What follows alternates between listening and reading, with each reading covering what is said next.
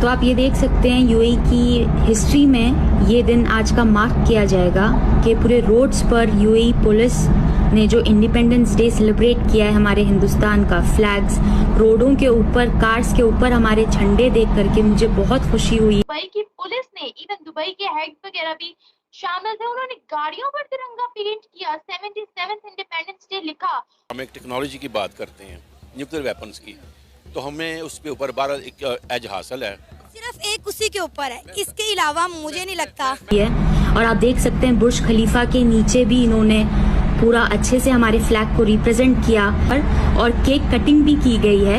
अब इससे ज्यादा हम हिंदुस्तानियों को, और साथ ही साथ हाथ में भी तिरंगा पकड़ा, उन्होंने केक काटा प्रॉपर। बहुत प्रोटोकॉल दिया गया है भारत को। अमित शाह, अगर आपने देखा होगा इंडियन पार्लियामेंट में जो उन्होंने खिताब किया था, उसमें कहा था जनाब पाकिस्तान में तो ये तो 14% थे ऑलमोस्ट माइनॉरिटीज, ये तो कम होकर 3% रह गई हैं।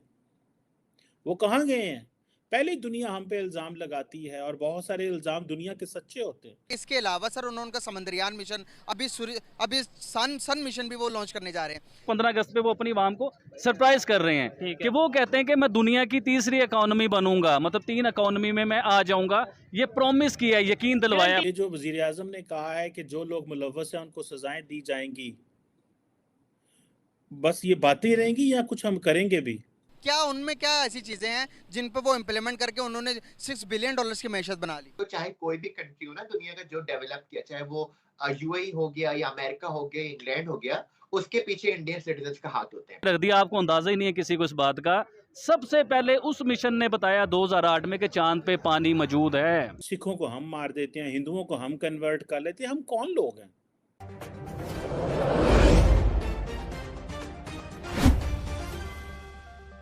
से एटमी टेक्नोलॉजी के मुकाबले के हमारा उनका कोई मुकाबला नहीं किसी किस्म का। हमारे यहाँ तो सुई भी नहीं बन रही चीज़ बना रहे हैं। हमें ऐसे मतलब पैदा करना चाहिए, ऐसे इदारे बनाने चाहिए, ऐसे जदीद करने चाहिए और मतलब एहतराम पैदा करना चाहिए। वो ऐसे ही रट्टेबाजी वो सिस्टम नहीं चलना चाहिए। आप करें इदारा तो हमने उनसे पहले बनाया था। उनके जो मून मिशन होते हैं, स्पेस मिशन होते हैं, उनका इदारा है इसरो, हमारा है स्पार्को उससे पहले बना। आज तक स्पार्को ने कोई मिशन नहीं किया, इंडिया 3 कर चुका है। मिशन कैसे करें? जैसे आपके यहाँ पे चलाने वाले जो हैं वो जो ऊपर उमरुल बैठे हुए वही इसको ठीक तरह नहीं चलाएंगे तो फिर आगे कैसे चलेगा? हर मुल्क ने एजुकेशन पे काम करके अपने मुल्क को बढ़ाया और यही आखिरी और पहला जो जरिया है मुल्क को आगे बढ़ाने का। हमारा सिलेबस नहीं बदल रहा। हमारा इस्लाम ही यही कहता है कि सारी बातें जदीद तलीम हासिल करें। इस्लाम जदीद तलीम से मना नहीं करता, लेकिन बदकिस्मती हमारी कि हमारे यहाँ मुख्तलिफ सिस्टम्स हैं, मतलब मुख्तलिफ किस्म के सिस्टम, जिसकी वजह से कि हम तरक्की नहीं कर पाते। हम इंडिया तरक्की कर रहा है, क्या कहेंगे उनकी इस अप्रोच के बारे में? बड़ी अमेरिका को टक्कर दे रहा है साइंस एंड टेक्नोलॉजी में, रशिया को, चीन तो वैसे ही सहमा डरा हुआ उनसे।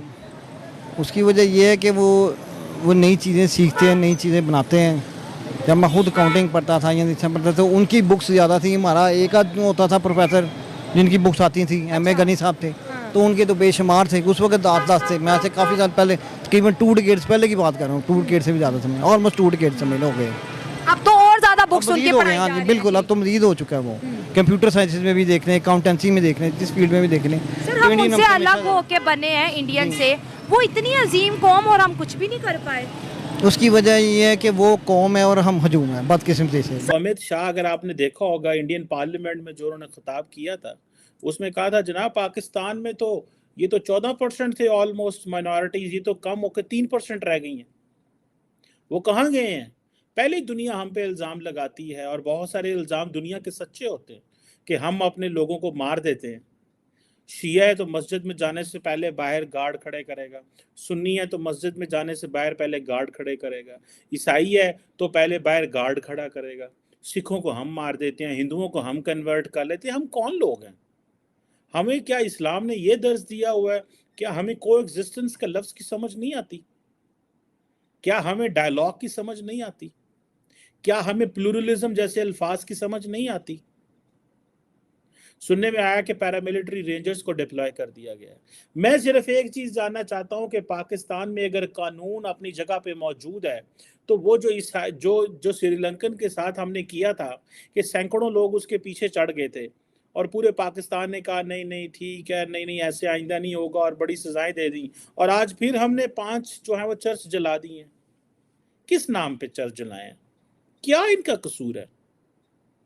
पाकिस्तान में 97% मुसलमान रहते हैं। खौफजदा तो हम इतने हैं कि हम किसी गैर मुस्लिम को वजीर आजम और सदर नहीं बनने देते कि शायद ये मुल्क की शक्ल ना बदल दे। और जो मुसलमानों ने मुल्क की शक्ल बना के रखी हुई है उसकी वो तो आप देखें तो आपको वैसे ही शर्मिंदगी की बात है। जो मुसलमानों ने जो शक्ल बना के रखी हुई है, आप कभी देखे हैं जो मुसलमानों ने शक्ल बना के रखी हुई है इस्लाम की? क्या शक्ल हमने कर दी है? क्या इस्लाम इस तरह में कहता है कि ईसाई मिले तो उसको मार दो क्योंकि वो कमजोर है? क्योंकि ईसाई कमजोर हैं तो उनको मार दें, क्योंकि हिंदुओं के वो कमजोर हैं तो उनको मार दें? क्या ये सजाएं, ये क्या हम ऐसे करेंगे लोगों के साथ? पाकिस्तान में ब्लास्फेमी एक सीरियस इशू है, लेकिन रियासत पाकिस्तान की कमजोरी कि वो लोग पाकिस्तान में, चाहे कोई भी कंट्री हो ना दुनिया का जो डेवलप किया, चाहे वो यूएई हो गया या अमेरिका हो गया, इंग्लैंड हो गया, उसके पीछे इंडियन सिटीजन्स का हाथ होते हैं। और अगर हम बात कीजिए दुबई की, हमेशा पाकिस्तानी इसके क्रेडिट लेते हैं कि जी हमने दुबई को बनाया है। तुम लोगों ने सिर्फ दुबई में जाकर बिल्डिंगें बनाई है, तुम लोगों ने सिर्फ वो किया। जो मेन काम है वो इंडियन सिटीजन से जाकर किया। बुर्ज खलीफा में भी अगर आप देखें, मेजॉरिटी जो फ्लैट्स हैं बुर्ज खलीफा के अंदर वो इंडियंस ओन करते हैं। तो जाहिर सी बात है कि इंडिया ने इतना कंट्रीब्यूट किया यूएई को 1980s के बाद, कहां से कहां ले गया इंडिया, तो ट्रिब्यूट तो ऑफ कोर्स बनता है उनको देना। आपने बोला है अगर हम बात करें इस वक्त ये वही यूएई है जहां पर बुर्ज खलीफा पर पाकिस्तान के फ्लैग को लाइट अप तक नहीं किया गया, और वहां पर गलियों में पुलिस अपनी गाड़ी लेकर जा रही है कि भाई इंडिया के इंडिपेंडेंस डे को सेलिब्रेट करने के लिए, ट्रिब्यूट देने के लिए। तो उन्हें जरा भी फील नहीं हुआ कि भाई पाकिस्तानियों की हमसे बड़ी उम्मीदें हैं, हमारा मुस्लिम ब्रदर है तो हम उसके साथ ये कर रहे हैं। क्या बोलते हैं आप? मुस्लिम, आपने कहा मुस्लिम ब्रदर है। सबसे पहले मैं आपको एक बात बताऊं, पाकिस्तान का मुस्लिम कंट्री से जो पीछे पाकिस्तान का मुंह पीछे किया और एक किक मारी है पाकिस्तान को ना 6-7 महीने पहले, ऐसी किक मारी है वो पूरी दुनिया ने देखी। चाहे वो अब सिर्फ एक मुस्लिम कंट्री है जो पाकिस्तान के साथ खड़ा हुआ है, और अभी बहुत जल्द वो भी नहीं खड़ा होगा, वो है तुर्की। तुर्की के अलावा निम्रा आप मुझे बता दो कौन सा मुस्लिम कंट्री है जिस वक्त पाकिस्तान के साथ खड़ा हुआ है? सब ने पाकिस्तान को किक मार चुके हैं। ये लोग अब ना इनको असलियत पता चल गई है। पाकिस्तान बना था इस्लाम के नाम पर, लेकिन अब सारे मुस्लिम जो है वो पाकिस्तान से जा रहे हैं। अब आप देख रहे हैं क्या हो रहा है, सारे मुस्लिम जो है वो पाकिस्तान से जा रहे हैं, और सारे इस्लामिक कंट्रीज को भी ये पता चल गया है कि पाकिस्तान सिर्फ इस्लाम का मंजन बेचता है। पाकिस्तान में इस्लाम कुछ नहीं है, सिर्फ मंजन बेचता है पाकिस्तान इस्लाम का, सिर्फ वो करने के लिए। और ये सारी इस्लामिक कंट्रीज को पता चल चुका है, जब भी इनको ये कोई मुंह नहीं लगा रहे।